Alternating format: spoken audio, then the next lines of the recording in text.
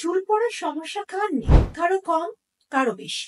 এক ধরনের চুল পড়া আছে যেটাকে টেলাজেন ইফ্লুভিয়াম বলা হয়। সাধারণত এটি একটি অস্থায়ী কন্ডিশন।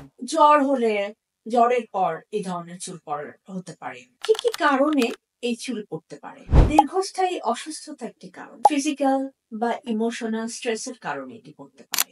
আফটার প্রেগন্যান্সি, প্রসব পরবর্তী কালে এই ধরনের চুল পড়তে পারে।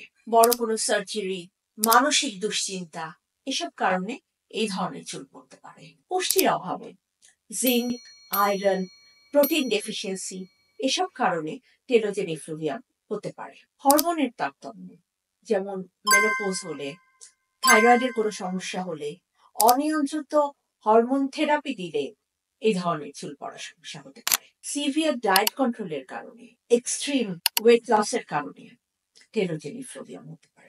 অনেক বেশি হিট ইউজ করলে চুল পড়তে পারে, যেমন হেয়ার স্ট্রেটনার, হেয়ার ড্রায়ার, যে কোনো ধরনের কেমিক্যাল, অনেক কেমিক্যাল ইউজ করে হেয়ারটাকে স্ট্রেট করা হয়, সেগুলোর কারণে কিন্তু এরকম চুল পড়তে পারে।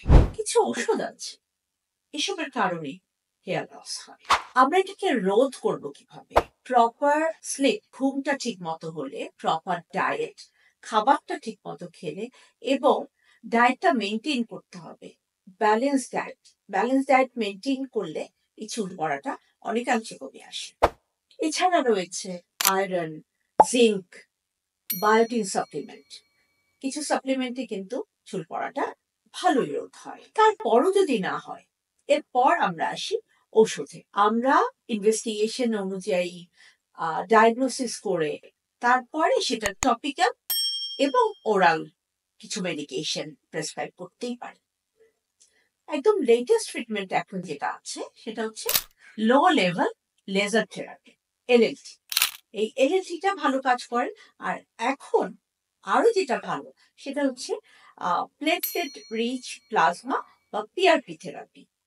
আমরা সাধারণত রোগীর কাছ থেকে রক্ত নিয়ে সেটাকে কিছু আলাদা পার্ট করি, আলাদা করে যেখানে গ্রোথ ফ্যাক্টর গুলো বেশি থাকে যে সিরামটাতে, সেইখানটাতে সেটা সাধারণত আমরা ইনজেকশনের মাধ্যমে আমরা স্ক্যাল্পে দিয়ে দিই।